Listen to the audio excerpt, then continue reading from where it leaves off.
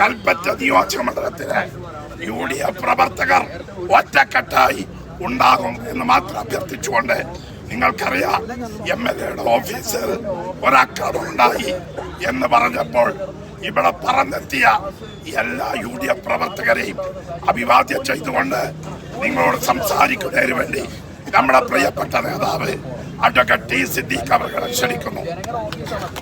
സുരേഷ്, ഏറെ പ്രിയപ്പെട്ട സഹോദരന്മാർ, നമ്മുടെ പ്രിയപ്പെട്ട നേതാക്കൾ, ശ്രീ അരുൺ ഉൾപ്പെടെയുള്ള യുവജന നേതാക്കൾ, സഹോദരന്മാരെ, സ്നേഹിതരെ, സുഹൃത്തുക്കളെ, ഇന്ന് വൈകുന്നേരം എൻ്റെ ഓഫീസിലേക്ക് 15ഓളം വരുന്ന DYFIക്കാരുടെ മാർച്ച് നടത്തുകയുണ്ടായി. DYFIക്കാരന് മാർച്ച് നടത്താനൊന്നും ഞങ്ങൾക്കാർക്കും പ്രയാസമില്ല. പക്ഷേ അവർ വന്ന് അവരെ ഓഫീസ് അടയ്ക്കണം, ഷട്ടർ താഴ്ത്തണം, ഓഫീസിലുള്ള മുഴുവൻ ആളുകളും പോകണം. അവിടെ പല ആളുകളും വന്നിട്ട് ഓരോ സമയത്ത് വരും. മരുന്നിന് ആളുകൾ വരാറുണ്ട്, ആശുപത്രി കേസുമായി ബന്ധപ്പെട്ടുകൊണ്ട് വരാറുണ്ട്, മക്കളുടെ ചികിത്സയുടെ കാര്യത്തിന് വരാറുണ്ട്, വിദ്യാഭ്യാസ കാര്യങ്ങൾക്ക് ജനങ്ങൾ വരാറുണ്ട്. അവിടെ ദുരന്ത നിവാരണ പ്രവർത്തനങ്ങളുമായി ബന്ധപ്പെട്ടുകൊണ്ട് ചൂരൽമലയിലെയും മുണ്ടകയിലെയും ആളുകൾ വരാറുണ്ട്. വികസനപരമായ കാര്യങ്ങൾക്ക് ആളുകൾ വരാറുണ്ട്. ഇങ്ങനെ ദൈനംദിനം നിരവധി ആളുകൾ കയറി ഇറങ്ങുന്ന ഓഫീസാണ്. ആ ഓഫീസ് 15ഓളം DYFIക്കാരെ വന്ന് പറയുകയാണ്, ആ ഓഫീസ് അങ്ങ് ഷട്ടർ താഴ്ത്തണം.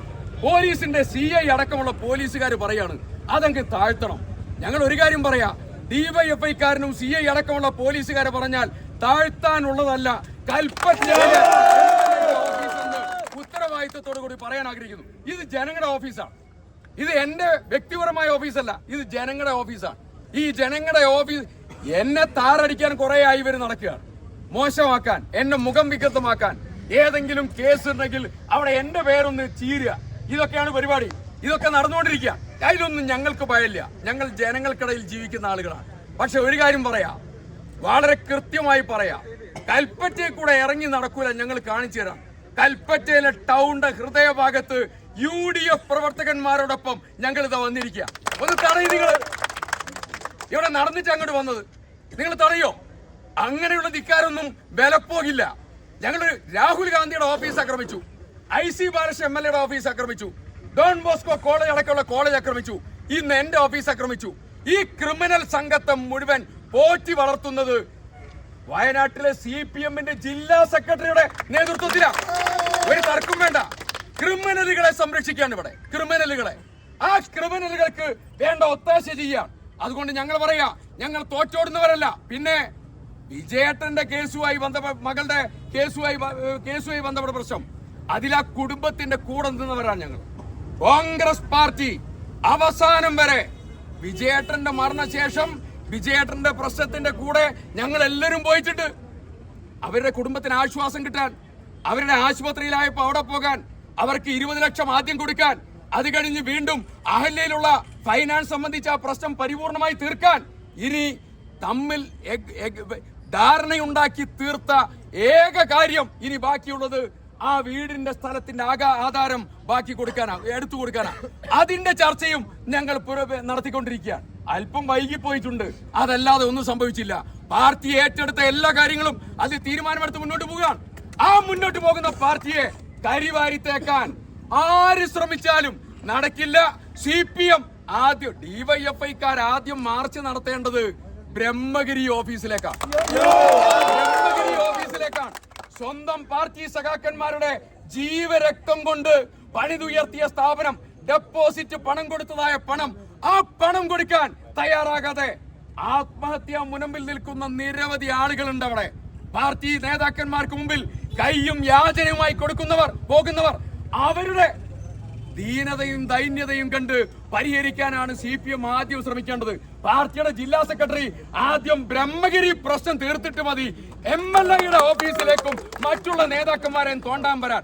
ആ തോണ്ടലിൽ നിന്നു കൊടുക്കുന്ന ആളുകളല്ല ഞങ്ങളെന്നും ഞങ്ങൾ വളരെ കൃത്യമായി പറയുന്നു. അഴിമതിയുടെ കൂത്തരങ്ങായ ബ്രഹ്മഗിരിയിൽ പോയി ആദ്യം സമരം ചെയ്യും. സ്വന്തം കാലിലെ വലിയതായിരിക്കുന്ന സാധനം പേറി നടക്കുക, എന്നിട്ട് ഞങ്ങൾക്ക് നേരെ വിരൽ ചൂണ്ടുക. ആ ഏർപ്പാട് നടക്കുന്ന പ്രശ്നമല്ല എന്ന് ചൂണ്ടിക്കാണിക്കുന്നു. ഈ ഭീഷണിക്ക് മുമ്പിൽ 1 ഇഞ്ച് താഴാതെ ഷട്ടർ ഉയർത്തി അഭിമാനത്തോടു കൂടി UDF MLAയും പ്രവർത്തിക്കും. കാണാം, നമുക്ക് തർക്കം വേണ്ട. നമ്മളിതൊരു സമാധാനപരമായ പ്രതിഷേധ പ്രകടനമാണ്. ഇതിൽ പങ്കെടുത്ത ഒരുപാട് നേതാക്കളുണ്ട്.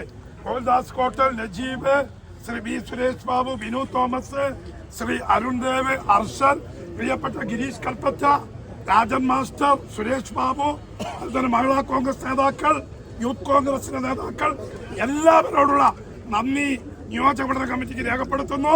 ഇതിൽ പങ്കെടുത്ത എല്ലാവരെയും നമ്മൾ ജനങ്ങളെ ബുദ്ധിമുട്ടിക്കാതെ പെട്ടെന്ന് ഇത് അവസാനിപ്പിക്കേണ്ടത് കൊണ്ടാണ് നിങ്ങൾക്കൊക്കെ പ്രസംഗിക്കാനുള്ള അവസരം ഉള്ളതാണ്.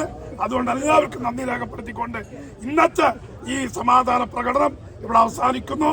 നാളെ മുതൽ ശക്തമായ തീരുമാനമെടുത്ത് നമ്മൾ മുന്നോട്ട് പോകും.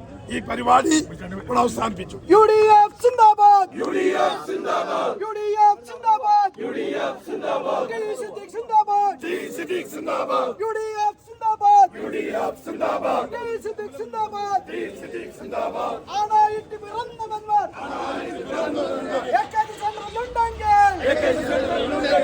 വാടാ വാടാ നേരെ വാടാ, വാടാ വാടാ നേരെ വാടാ. അഭിവാദ്യങ്ങൾ അഭിവാദ്യങ്ങൾ, ആയിരം ആയിരം അഭിവാദ്യങ്ങൾ. കൽപ്പറ്റയുടെ നായകനെ, കൽപ്പറ്റയുടെ നായകനെ,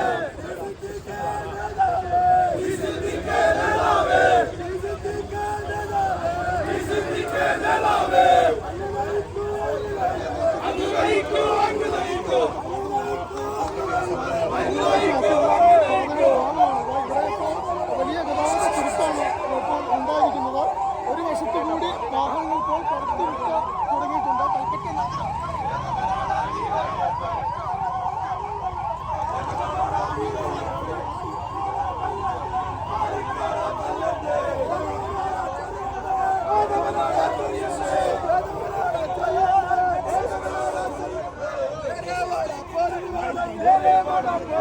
जी